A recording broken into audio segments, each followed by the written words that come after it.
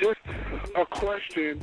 I mean, you and I talked about it on the street for about 3 hours, but I'd like you to share with the listeners, what do you think is the most constructive way if you are a male and you are encountering young, confused black males and you are broaching the topic of them suffering from a nigger mentality? Say, for instance, if you are a person who purchases your book and you want to introduce it to your nephew or a younger person in your environment, what do you think is the most constructive way to go about that conversation?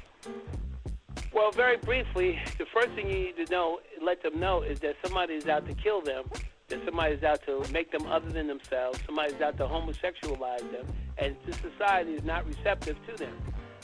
One of the great problems that we have is that we are people that's completely under attack, who are experiencing wartime statistics, but nobody's ever told us that there's a war against black people.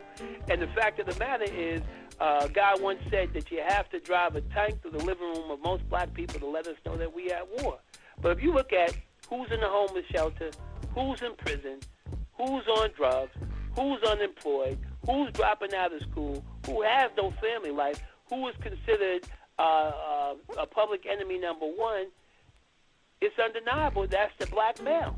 And so the bottom line is that with all those things going against you, you have to ask yourself, why? If this was any other group of males, Congress would be meeting on this, monies would be appropriated, all kinds of things would be happening to prevent this. Why is it not happening for you? Because you are unwanted labor force. You are a threat to for a variety of reasons. You have the history that should make you a threat, and somebody's trying to kill you. So once you let somebody know that somebody's trying to kill you, and my book is talking about ways in which you are going to be complicit in your own destruction, that becomes interesting. That becomes interesting now, because I'm going to my book is basically trying to tell you how to survive. Because if you could become complicit with nigger mentality, you will definitely die. You're going to be destroyed. There's no question about it. No question about it. If you take the routes that this society has earmarked for young black males, you will be destroyed, and there's no question about it. And another thing is very important to tell them, that to ask them what their working concept of black manhood is.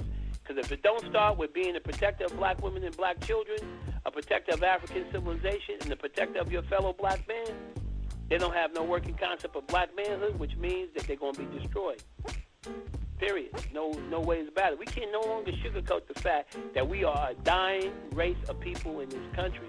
We're dying, but it's being given to us in such a way that a lot of us can't even recognize it. They have fattened us up for the kill. We've become lethargic in our thinking. We've become unimaginative, and we have lost our collectiveness, and so we don't recognize that what's happening to the collective is so diabolical. We just think in terms of our individual survival, and that's why we're in a very, very dangerous state right now.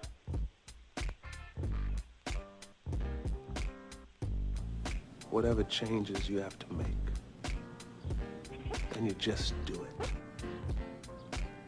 You got to think about your life.